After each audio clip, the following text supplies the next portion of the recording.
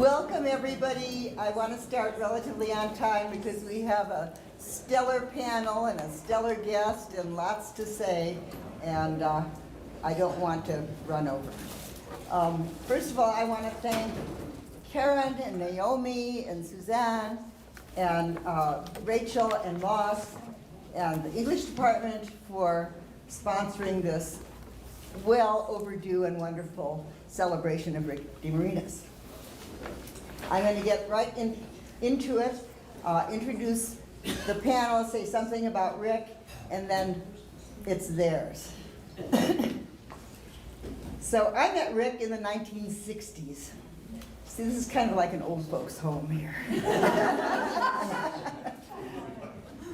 When he was a grad student in the new and exciting MFA program which starred Richard Hugo. He is an old and dear friend.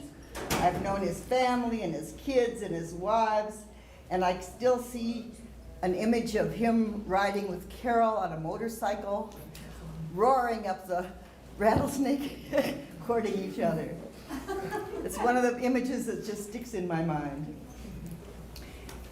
Rick has written 10 novels, 7 short story collections. The Year of the Zinc Penny won the New York Times Notable Book Award. Under the Wheat, a collection of stories, was a winner of the Drew Hines Award. He's just been revered all over the place and for many years. In addition to writing, Rick is a wonderful teacher.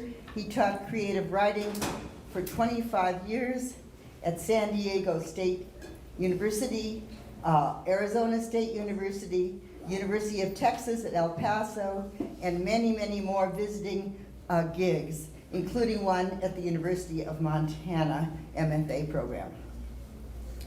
He recently married Alice, and they went away to Olympia, and we were very sad, and now they've come back, and we're very happy. His new novel, El Paso Twilight, according to his editor, Ellen Jones, is a book of pulp fiction about pulp fiction. We can hardly wait for the about part. And it's coming out this fall. It's a beautiful, beautiful book. It already has been acclaimed by Booklist, and we know that there will be much more coming. Mr. Rick is not yet done, not by a long shot. So I'm going to introduce the panel here. To my right is John Jackson. He's a Renaissance hipster. An elderly Renaissance hipster. You may know him as the food guy. You might have heard him on jazz sessions. Or if you listen to fundraising on KUFM, you will not have missed his great and enthusiastic pitches. In addition to all of that, he is an acclaimed writer of mystery stories with 12 novels, most featuring the detective Fang Mulhausen, a Detroit policeman who in many ways resembles his authors. He also wrote a book called Go by Go, which is based on the Pinkertons in Butte and the hanging of Frank Little. And is there another one of those coming? Well, yeah, I hope so. There's one. I mean, I wrote it. Why don't they talk?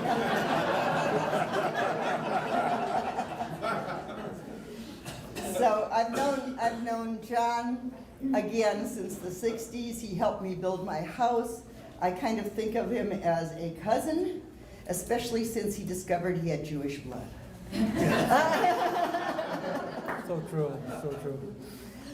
The next in line is Lois Welch, who is another of our dear, dear, dear old friends and companions. Lois met Jim Welch at a fishing party that Dave Smith and I had on Rock Creek. What year? May 1967. May 1967. And her life and all of our lives changed with that meeting. She is a wonderful teacher, witty and smart and erudite, who has taught English at the, for over 3 decades at the University of Montana's creative writing program, and she chaired both the English department and the creative writing program. Difficult tasks. And has always, she says here as Mrs. James Welch, but she's always Lois Welch to me. She was actively and happily supportive of her husband's literary career in this country and abroad, especially in France, where she's a fluent speaker and Jim spoke not a word. She is his literary executor and works with editors and scholars on new editions of his work, and she worked with Alex and Andrew Smith, people that I know well, on their film Winter in the Blood. Now she is writing a memoir about her life with Jim, which she calls a Jimoir, and we can't wait to see it. Then we have Bill Kittredge, somebody I know fairly well, having lived with him for well over 30 years. Some people call Bill the Dean of Western Literature, both for his wonderful writing and his great teaching ability. He has published many books, including We Are Not in This Together, a bunch of collection of stories, Hole in the Sky, a memoir, and most recently, The Next Rodeo, New and Selected Essays. He also recently published a wonderful novel called The Willow Field. So far, it's his only novel. Maybe there'll be more.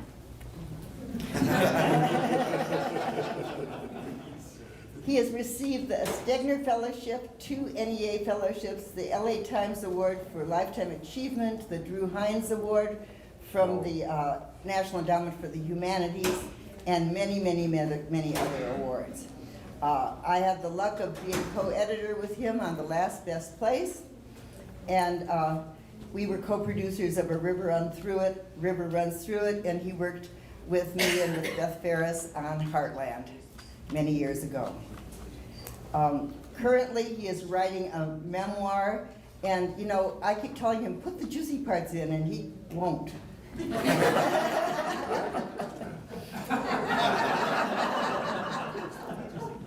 It's called Another Summer to Run, and we all know that Bill will have many more summers to run. Finally, we have Kevin Canty, who is currently the chairman of the English department, of the creative writing department. Don't promote me, please. We don't want to give him that other job. Kevin was an undergraduate student of Bill's here at the University of Montana many years ago. And then he went off to the University of Arizona and studied with Joy Williams and at poker tables around swimming pools, also with Rust Hills, her husband. And I think he got good educations from them both. He has written 7 books, most recently a novel called Everything, much acclaimed, and a collection of stories, Where the Money Went. His stories have appeared in the Best American Short Stories, The New Yorker, Esquire, Tin House, GQ, Glimmer Train, Story, and the New England Review, and many other places. And he has essays and articles in Vogue, Details, Playboy, the New York Times, and the Oxford American, among many others.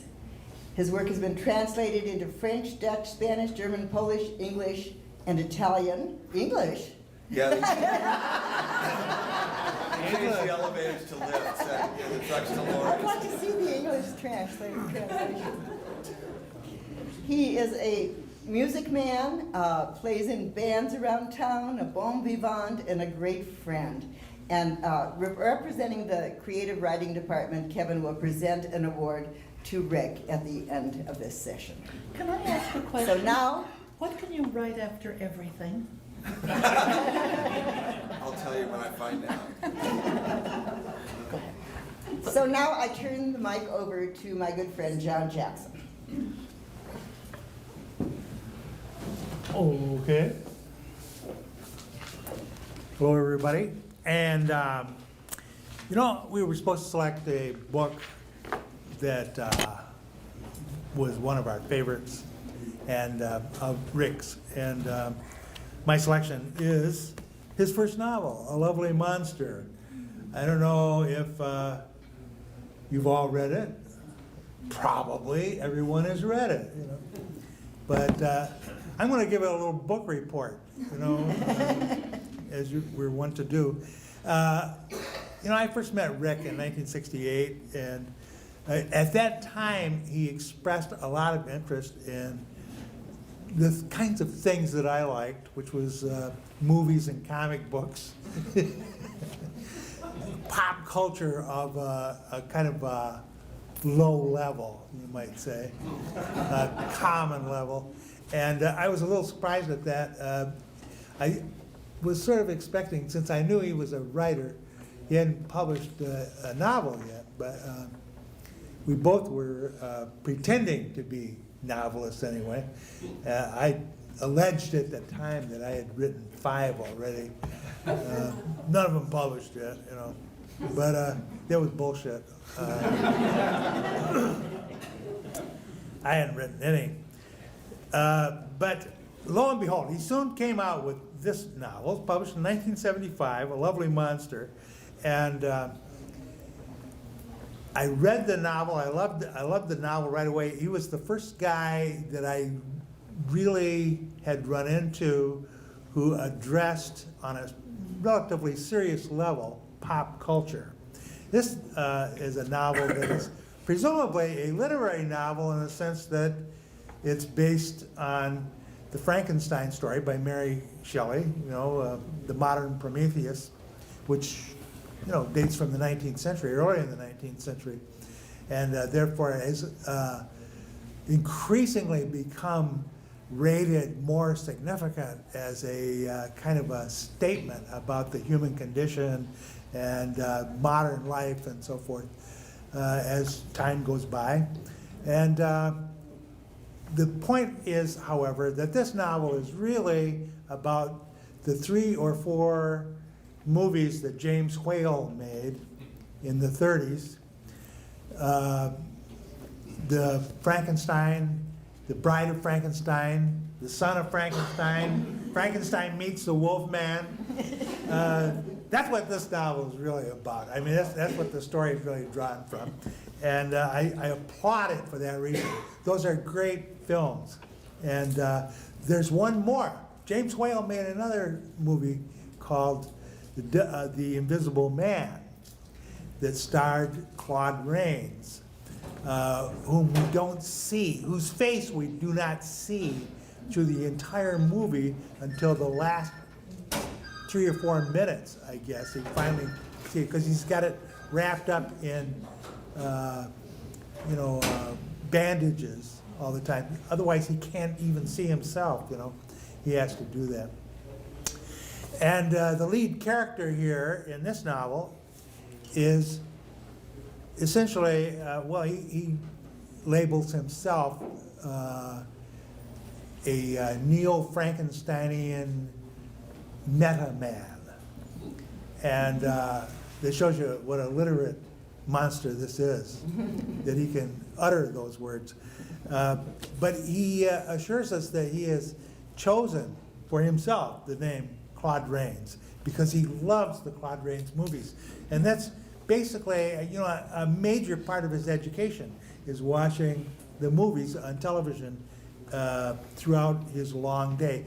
It's actually a story about growing up of a boy in Southern California. And it's very familiar to me in some ways, although I did not grow up in Southern California. I know the area. It's clearly San Diego County that we're thinking about. We're thinking about the La Jolla area, somewhere in there. And here, this is a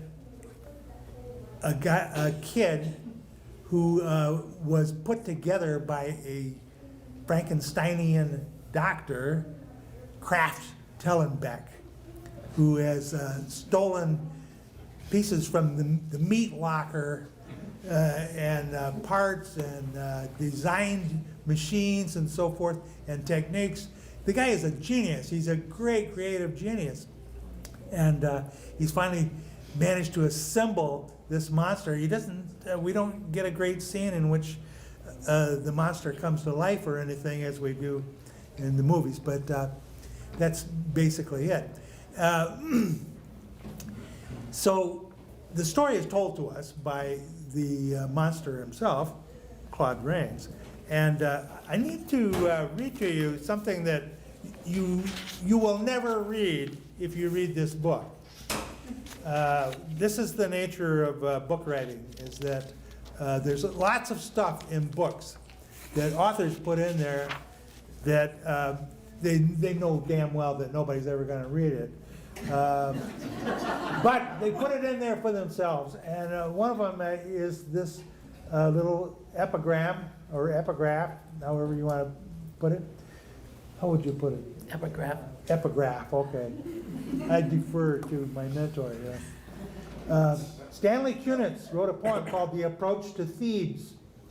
And Rick quotes, "I come prepared, unwanting what I see, but tied to life. On the royal road to Thebes, I had my luck. I met a lovely monster, and the story's this: I made the monster me."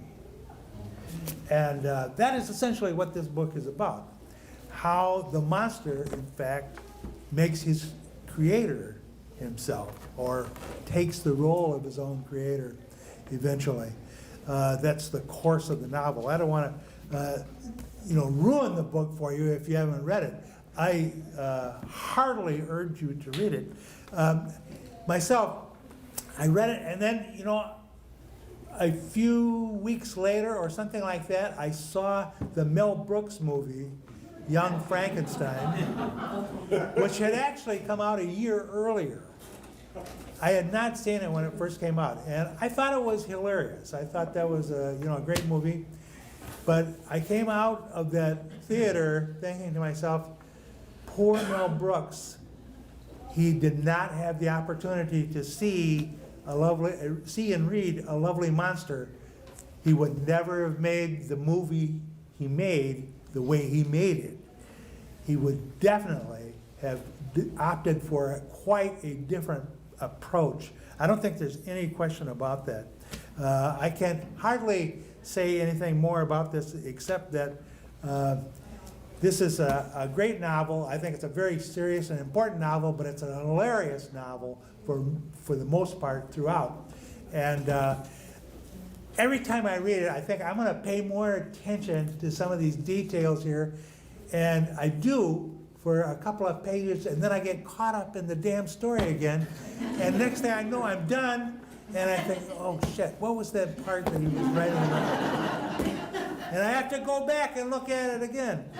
I'll tell you, that's the mark of a great writer, in my estimation. Great, Thank you. thank you.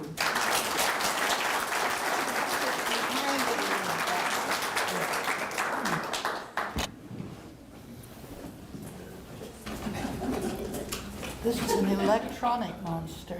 Yes. Oh, is it stuck? Oh, it's stuck on your bag. Oh, my How bad. about that? The bag lady.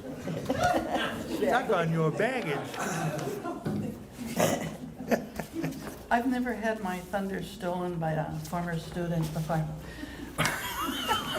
What? Thank you for doing that.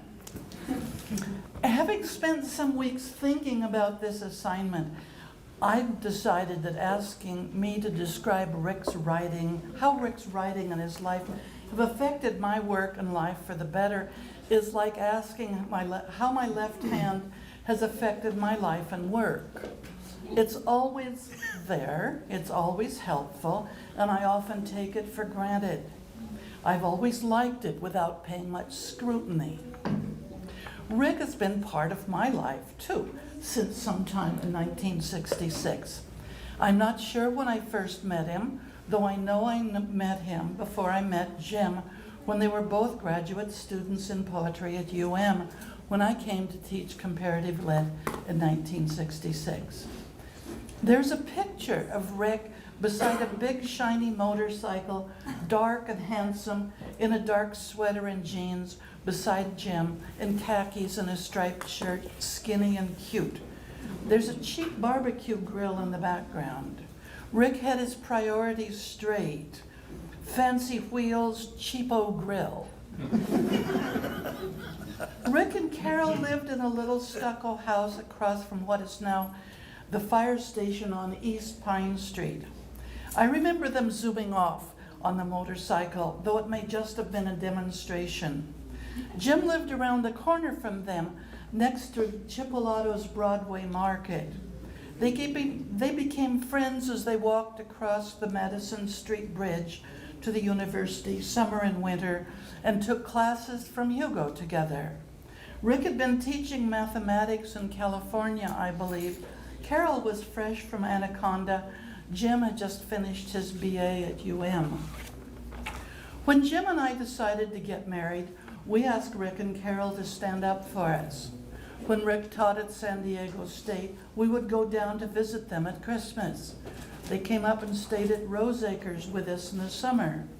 Our photo albums show Rick and Carol with Naomi at various ages. When Rick had a new book out, my journal says, "Party for Rick's new book," or "Hugo party for Rick." That happened every couple of years. When we moved in 1975 to Wiley Street, Rick and Carol lived across from Dick Hugo and Ripley, who had married in '74. One of those years, 6 books were published on Wiley Street, which is a block long. 2 of them were Rick's. There's no counting the number of times Rick and Jim and Hugo watched ball games on TV, with Ripley and Carol and me sometimes in attendance.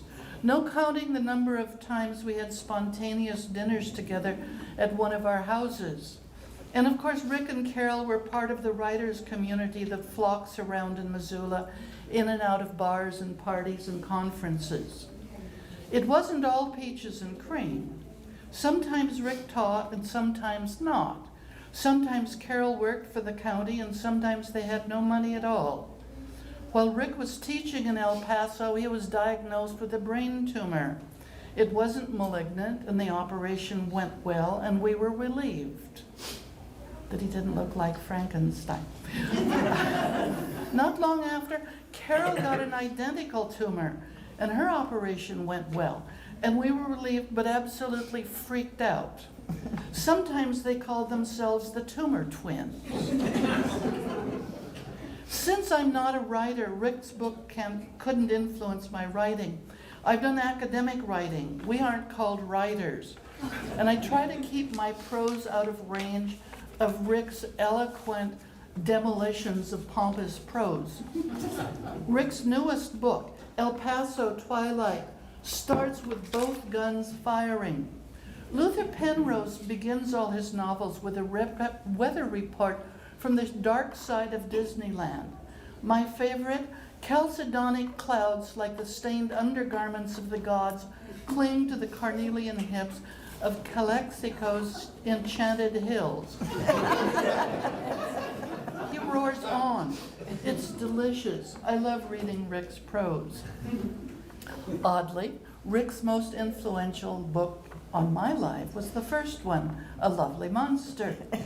This was the first of my Frankensteinian encounters, though of course Frankenstein has become a cultural myth.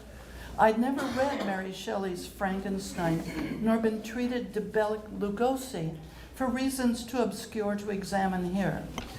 Not long after reading Rick's novel, I saw the hilarious Send Up by Mel Brooks and Gene Wilder. We were there together. And then I caught Bela Lugosi. What? We probably were. We probably were. Later we took to teaching Mary Shelley's novel in the humanities course, so I finally read the original of all these parodic things. Rick's Lovely Monster tells its own story and is more charming and moral responsible than his quirky professorial creator. He's innocent and goofy and embarrassing and tender. I may have got it all backwards, but Rick's Lovely Monster's my favorite monster still. Actually, Rick is excellent at monsters. We're all monsters under the skin. Rick sees this clearly. The Rick we know is supremely tolerant and kindly and always very wry. He sees incongruous details and savors them. His conversation is always smart and funny, his prose deliberately so. Consider this remark from an interview. My mother left my father and ran off with a gun-toting gangster. I was 3 or 4 years old. The boyfriend went to prison in New York. My mother is still an absolute free spirit, and she claims to have read my books. The distance and balance of that prose is masterful. This is the guy who said that the best training for a writer is an unhappy childhood. An unhappy childhood often hones a powerful sense of injustice, and that often is the core motivation for reformers, overachievers, criminals, and artists. Notice that last pairing. Rick was not one to sit around and complain of an unhappy childhood. I seem to remember that mother as a woman with hair as fair as a fin, which is to say shiny blonde and smiling. Rick was generous with the minor monsters among us and told stories both hilarious and compassionate. I remember his telling about answering the agonized plea for company one night from a suicidal famous writer who was teaching that semester at UM. Rick calmed him from his suicidal rant, which quickly changed to aggressive gun waving. Rick recounted to us how he was planning a backward flip from his chair out the window behind him if the guy started shooting. Rick has a calming effect on people, and he didn't have to try the backflip. Thanks perhaps to Rick, the writer went on to sobriety in his native South, where he dies as a wise and revered, if gun-toting old man.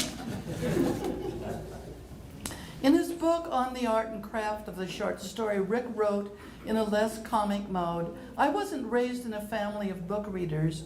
My mother worked in a fish cannery. That's the same one that ran off. And my stepfather drove a bread truck. There were few books in the house.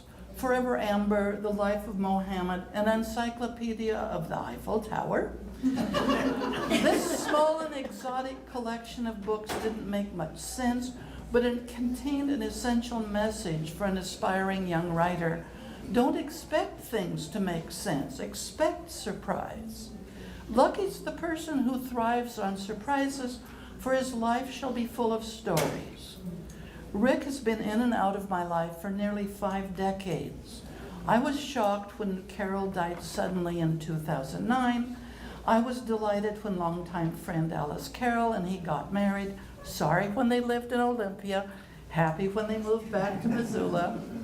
12 books under his bed and under his belt. And 2 coming out this year. Yes, 2. This is really impressive. To quote again the book on writing the short story, I'm not a cheerleader. I won't give you a pep talk. The writing life is hard. Too many people who took the vows when I did wound up in their 50s and 60s collecting aluminum or pumping gas for a living. The writing life has been hard for Rick. He perseveres. I'm delighted he's been given this Lifetime Achievement Award. To continue in spite of rejection, he says, and the many hectoring demands on your time and energy, this is the one and only trick, and Rick has mastered that one.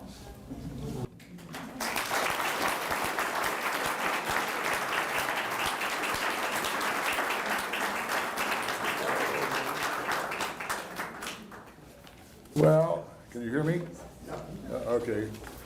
I came here in the fall of 1969, and DeMarinis wasn't around. I kept hearing rumors about him, and finally he came. I can't remember what year it was, and he came up from San Diego, and he was a great guy. I loved him, and equally, I think I loved his prose, his way of putting a story together.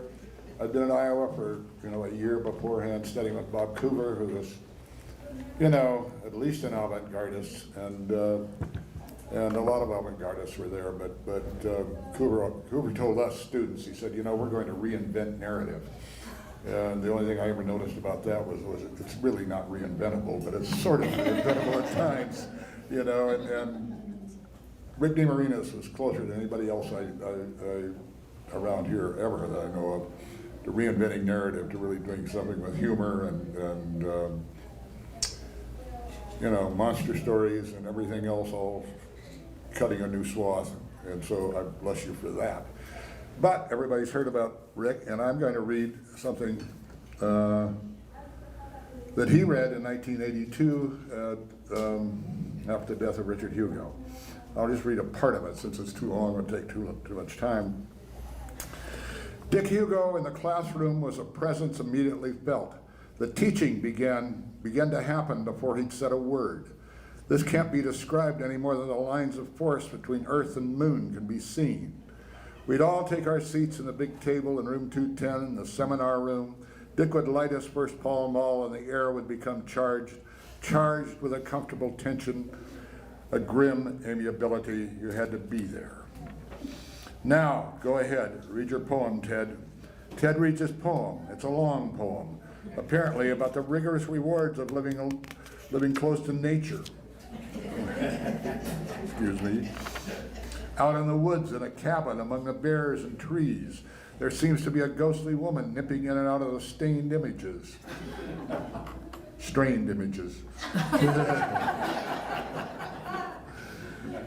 Ted finishes the poem. There's a dead silence filled with Dick's labored breathing. You can almost hear the snowflakes crashing into the windowsill. A thin woman in a cotton dress is shuddering stoically. Dick frowns. His face darkens. He lifts his right arm high over his head and opens and closes his hand 6 or 7 times. His eyes are bright with ominous good humor. Comments, he says, wagging the fingers of his raised hand as though to a traffic cop. The traffic cop that comments forward. Ted knows his survival techniques, says someone. Ted laughs, appreciating himself somewhat and oblivious to the harpoon in his chest. Dick lowers his arm. His fist thumps the table. He looks at us suddenly as if he'd never seen any of us before. This is the second week of the quarter. By now, we've all been to his house on Eddy Street. Some of us have stayed with him through a night, drinking vodka and Fresca, listening to Dixieland jazz and swing, Kid Ory, Jack Teagarden, Lester Young, Lionel Hampton. Some of us have eaten chicken cacciatore at his table. He was easy to be around, easy to like. He claimed to be lazy, hated physical labor. In a way, he encouraged us to be slothful, even toward our reading. He claimed to be a poor reader himself. He said we write poetry because we're in love with our own responses to the world. We saw how this made sense while misunderstanding his intent. He said writing historically preceded reading.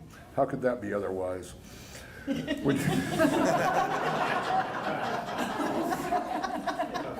you read, you submit to someone else's apprehension of the world.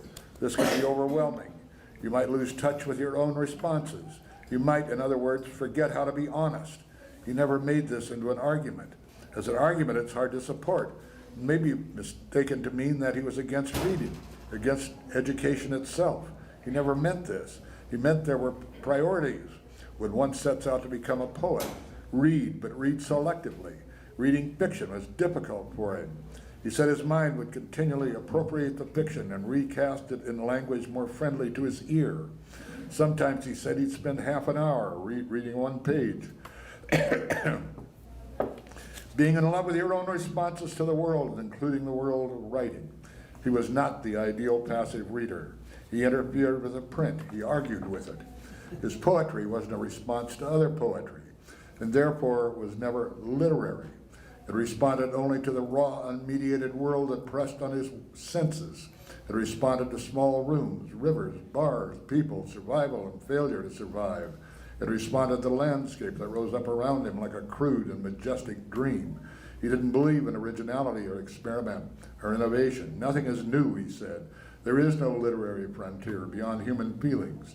There is no literary frontier beyond the mysteries of personality and place and unpredictability and unpredictable and often crushing effects of one upon the other. He always risks sentimentality. He courageously refused to take an ironic stance toward his life and the lives of others. His poems engage their subjects with the direct language of a man who has no interest in hedging his responses in order to protect himself from the reader's watchdog sense of irony. Someone said of Beckett that he writes from the other side of the grave. It is a very very great compliment. Dick, more sanguine than Beckett, wrote from the gallows stairs. More comments, Dick says, straightening himself in his chair, folding his arm across his chest like Mussolini. We all laugh. He said something in Italian I can't pronounce. We know what it means in the story behind it. Speak, the eagle listens. Mussolini's favorite poet, D'Annunzio, an exasperated romantic, received visitors with that phrase. D'Annunzio, a diminutive man, would screen himself behind a translucent curtain. A strategically placed lamp would throw his shadow, gigantic and intimidating, onto the screen. Speak, the eagle listens. D'Annunzio wrote poems with titles such as To a Torpedo Boat in the Adriatic. All right, you cowards, Dick says. What does this mean? The gate offends my feeling love. That's a line in the poem. Is it all right if I close this window a little? Asks the shivering woman in the cotton dress. Dick lifts his head from the poem, fixes the woman with a blank gray gaze. He's not being mean, he's just a beat behind because of his hangover. What? Oh, sure. Are you cold, honey? He's soliciting now, eager to make a guest comfortable. Sure, honey.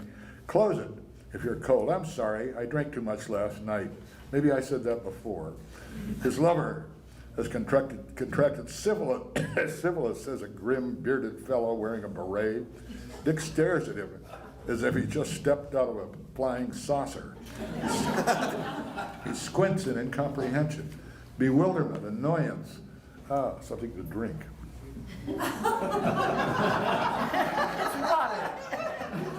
Whoa. Bewilderment, annoyance, and a trace of disgust twitch in his face. Who's got syphilis? What the hell are you talking about? The grim-bearded fellow backs down a little. He means his girlfriend is sick, he says quietly. She's got scabs. Dick looks around the room, his mouth severely turned down at the corners, his eyes large with outrage. His girlfriend is sick, he says, suddenly mild as Jack Benny. He's not talking about his girlfriend, Smarty. He's talking about his goddamn barn. No, the bearded fellow persists. It's there, in the first line. She dances like Egypt out of my desuetude, combing dalliance out of her hair. Excuse me, not dailiness. You see, I think I'm going insane, Dick murmurs to the lovely but very quiet blonde in a red sweater, sitting immediately to his left. There, to the rest of us, he announces, oh, by the way, I'm not going to be here next Tuesday. I've got a reading in Great Falls.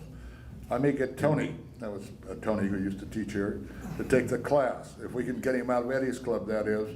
You may have to take him at gunpoint. Everyone chuckles at that idea, especially Ted. Actually, I was talking about Lily Langtry, he says, breaking the rule of silence. The writer of the poem under consideration doesn't offer the defense. It only wastes time.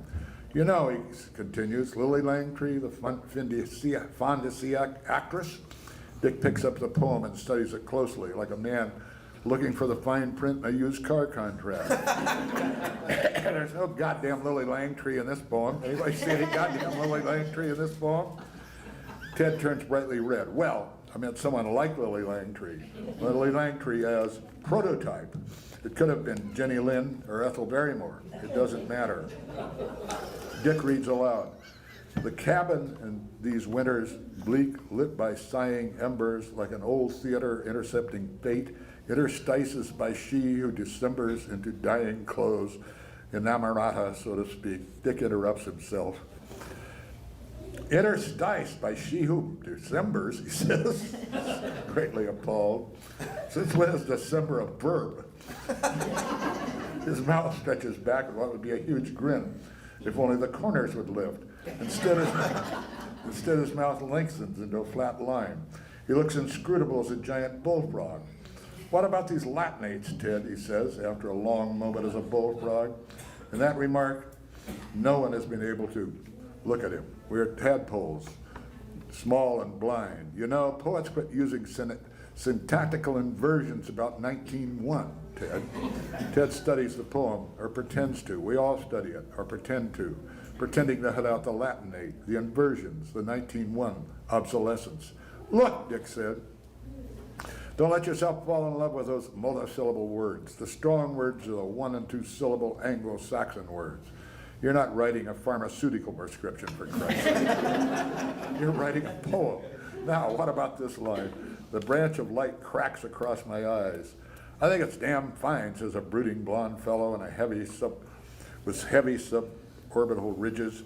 He's wearing a motorcycle jacket, black denims, boots. You're right, it's not bad, Dick says, raising his arm again. This raising the arm signals something. It signals something like time out.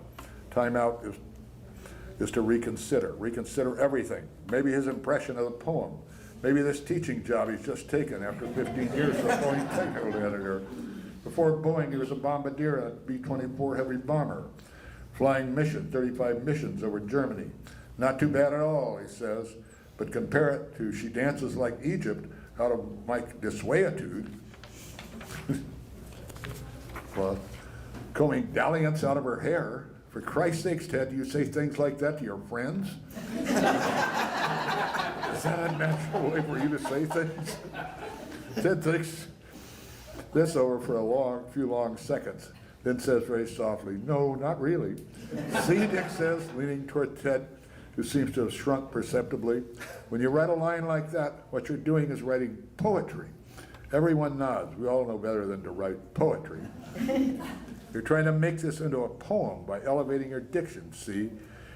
What you're saying to yourself is, if I could make it sound like a poem, then it must be a poem, you see? Ted, tadpole among the tadpoles, nods. Jesus Christ, I don't even know what dissuetude means, Dick laughs. What an ugly goddamn word. Ted, in a small voice, gives us a definition. Thanks, Dick said, like a man who's just been handed a dead hamster. It's a bleak moment for Ted, but Dick never leaves someone bleeding, offering a Band-Aid or two. He tells Ted to go at it again, but his poem has a moment here and there of something he calls psychic rhythm. He goes back to the line about the branch of light. He talks about Ted, or tells Ted to drop the lily Langtree and the dissuetude. He tells him to trust his ear, not his head. His fine education has given him words like dissuetude and enamorata and interstice.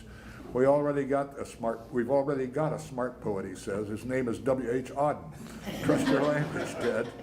And by your language, I mean your language, your private vocabulary, the words that mean more to you than any other words.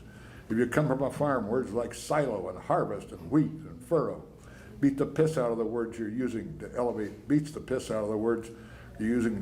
ordinary perceptions into poetry. And there's some more to it, in which a successful poet has a poem. His name, fortunately, is Jim. But so there's a little more about Jim in here, but I think I've had my 10 minutes. Thank you.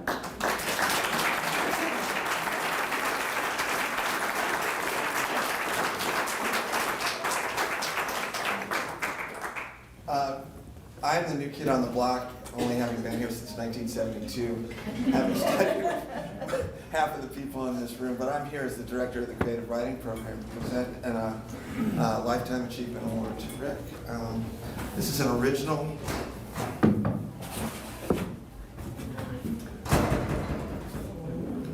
original woodcut by David Miles Lusk, and on the back it says, the University of Montana Creative Writing Program recognizes Rick DeMarinis, M.A., 1967, for his long and illustrious writing career.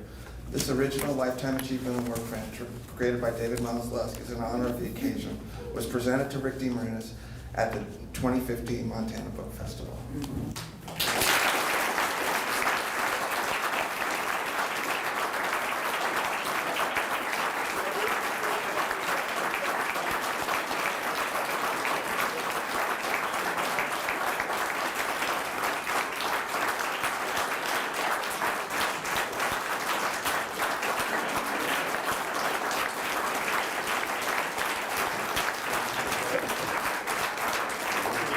All one feather.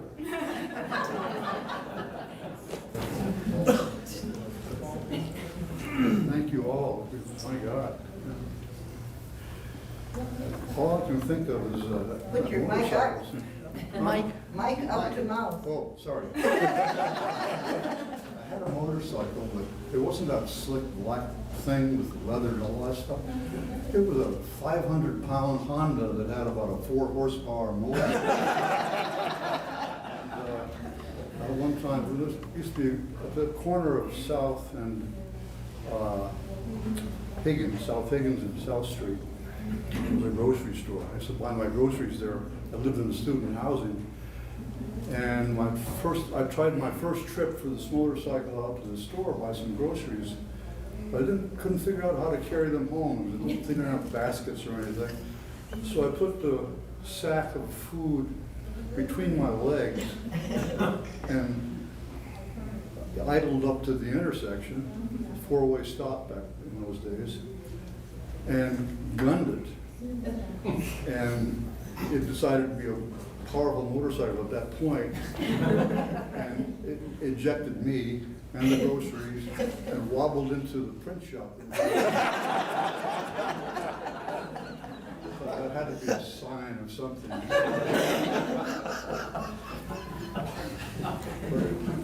So many things occurred to me as you read and talked today, now that I've forgotten. When I was teaching at San Diego State, this is a funny business. It's teaching of poetry and teaching of fiction and all that stuff. It's phony for the most part. At San Diego, we got a applicant who wanted to become one of the poets in school. And they were arguing, some of the faculty were arguing over the quality of this man's poetry.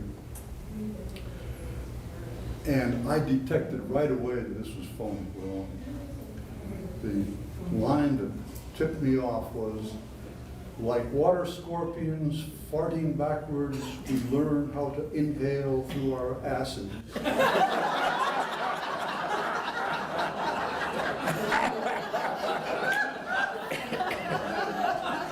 He was hired on the spot.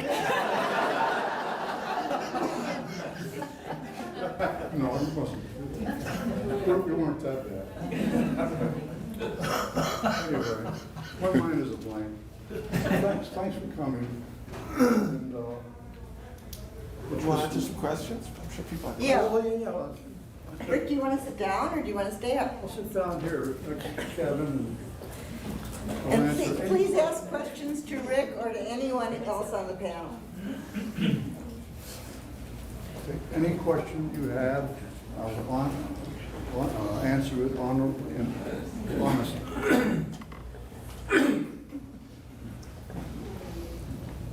Yeah, Where can we find a transcript of the Hugo eulogy?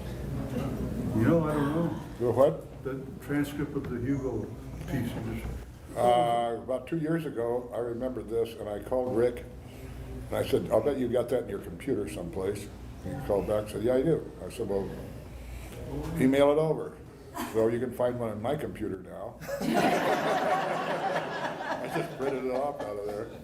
can we email you? Oh my God, what am I into here? Yeah. Sorry. No. Okay. I'll take it down to Kinko's and I'll. With your permission, we can put it No, on. I'll do something. Oh, sure. I will send you one. Put it on the website. So it look for that on the creative writing website this week. So Good move. Good move. Good, thank you. If someone will show me how to do that. yeah, I'll- just email it to me. I'll take it. Okay, it's called a class act. So Rick, I've heard from Naomi that Year of the Zinc Penny is one of your most autobiographical novels. And I'm just wondering how, as an artist, you're able to take stuff from your life and turn it into fiction? Where you draw the line? Wow. Well, the stuff from your life is there. Easy pickings. I guess if you're writing novels, you have to have a story, first of all. And second of all, it has to mean something, I suppose. But you don't think about that first. The meaning, forget that. That'll come automatically toward the end. That's about it. anything I write, whether it's a short story or a novel, I have to know something about the setting that's going to be, where it's going to take place. And if I've got that, then I can start writing the story. I don't know if that answers your question or not, but I worked at Boeing for a few years and in Seattle, and it was a very boring job. But I got to hang around all that stuff, all that mechanical stuff, airplanes and rockets and all. So I knew about it. So I could write a novel called Scimitar that takes place in an aerospace industry environment. None of it is true, but at least I got the words that created the environment. Hmm? Anyone? I just have a comment in that when I first got to the University of Montana, I was introduced to literature with the big L, and not a bit of it seemed relevant to the land I'd come from and the life I'd come from until I picked up Under the Wheat. And I picked that up just out of the bookstore because it said Under the Wheat, and I recognized the word wheat, you know. But it brought home to me permission to recognize the stories that come from the Highland, that come from that sort of non-literary place out there. And quickly followed, I picked up Jim's books, I picked up Bill's books, I began to. It started me in looking for my place in the writing world, and I want to thank you for that. Oh, well, thank you. I've got another novel that takes place on the High Line too. It's called Mama's Boy. It sold, what, 2 copies, I think. But it was High Line stuff. Have I mixed up biography with fiction, or were you connected in some way with the missile program at Malmstrom? I was one of the people who were going to end the world, yeah. Were you down? Down in the silo, sure.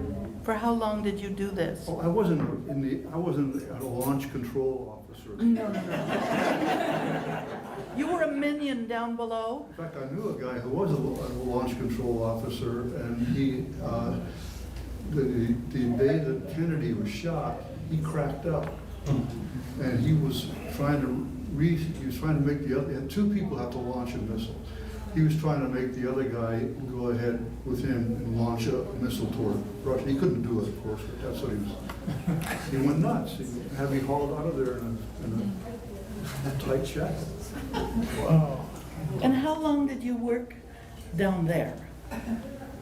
Not long. Job at Great Falls lasted about 4 or 5 months, and they shifted me to North Dakota, Garrison. There's another dispatch center there, and we worked there. A year and a half, maybe. Yeah. Good money, good dislocation pay. They gave you extra pay because you weren't in Seattle anymore. You were in North Dakota. Compensation pay. That's a North Dakota joke.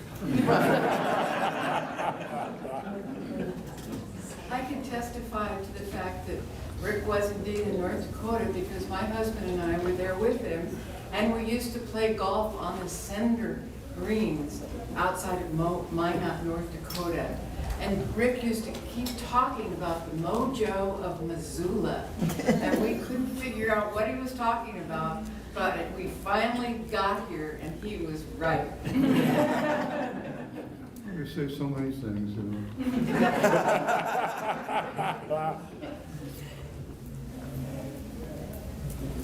Anyone else? Yes. I just want to say, I was here in '82 in the insane Barry Hanna days, and but I also got to study with you, and I just want to thank you for being such a gentleman and so sane. That's a That good because disguise. of you, quite a few of us survived those whatever 9 months that Barry Hanna brought on us. Barry Hanna was something else. It wasn't me. He was something else. I won't say anything against him. Poor guy Oh, was nuts. no, he was lovely, but he was insane. Did you teach him more than, you taught her twice, more than once? No, Really? What, teach what? Oh, in the creative writing program. Just- Didn't you teach in the 90s? Oh, no, he taught one time, 1982. 82? We were gone. Yeah, okay, Lucky us. okay, never mind. I was trying to refresh my memory. I don't know if he taught. He scared the crap out of people. Took a bayonet to class once. Boom, stabbed it into the table, seminar room. Wow. Wonderful guy, Barry. Any other questions? Well, Doug, There's Yeah. one. I thought it was interesting that two people mentioned your first novel as their favorites. I was wondering if you had any thoughts about that novel yourself all these years later, whether it's still one of your favorites. I didn't get the first part of what you said. I thought it was interesting that two people said your first novel was their favorite, and I wondered what your thoughts about it were. Oh, my thought. Yeah. Oh, I don't know. I like The Year of the Zinc Penny. That's probably the best one. Short and sweet. I like Mama's Boy a lot. No one else in the world does. There it goes. Burning Women of Far Cry, nobody was mentioned. I thought it was terrific. What? Far Cry, Oh, yeah.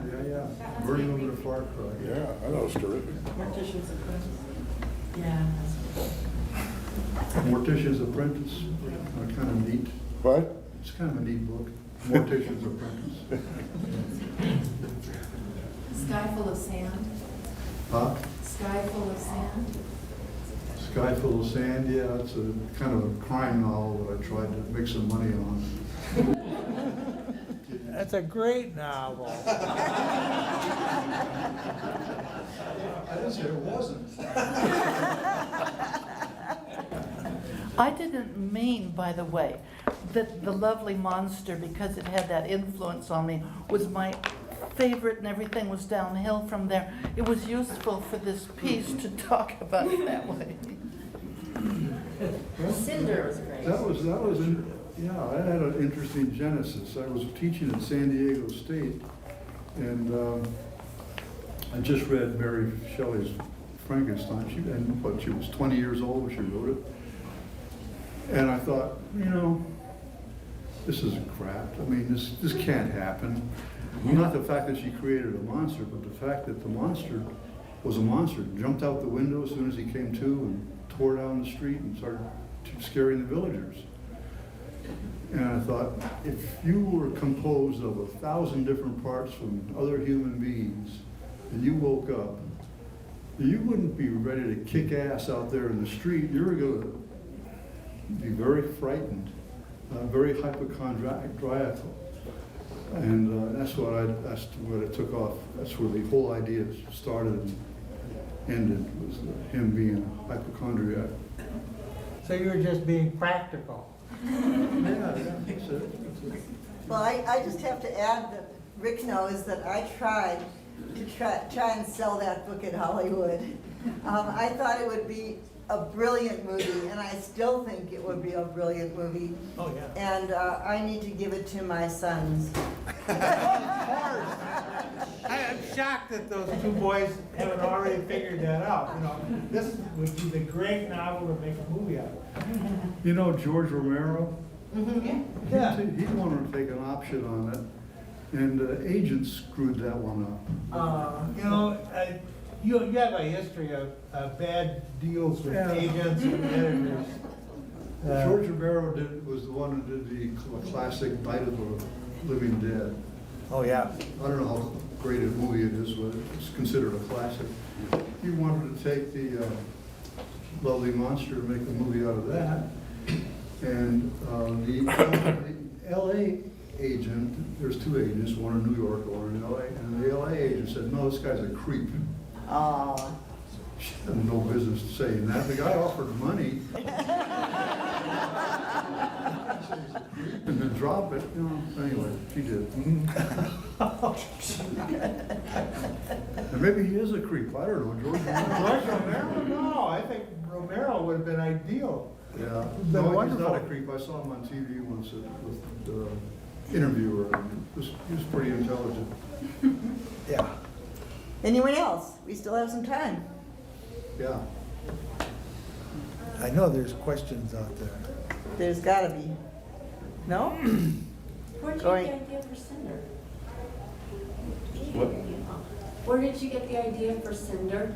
I love that book. Oh, yeah. Flower Cinder? hunting. An idea for Cinder? The book Cinder? Oh, where did I get the idea for that? It's a great book. No place. That was a strict fantasy. I didn't know where I got that idea for that. That was fun. It was fun. It's a fun book. I like it. Earl. Earl?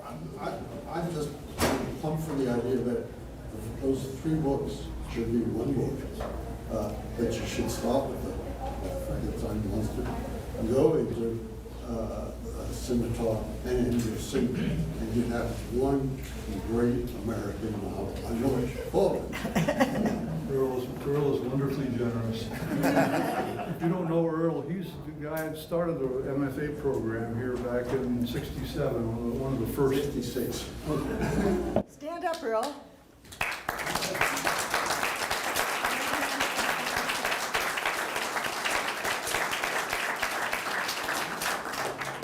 If I'd known you were coming, you'd be on the panel. The panel would, yeoman work. You were wonderful. Yeah, thank you guys a lot. This is wonderful. Oh, thank you, Rick. Thank you, Rick.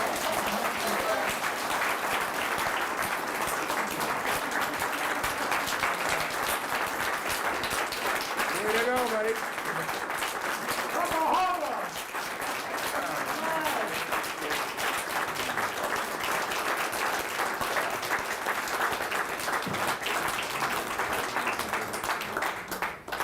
And thank all you friends of Rick's, too.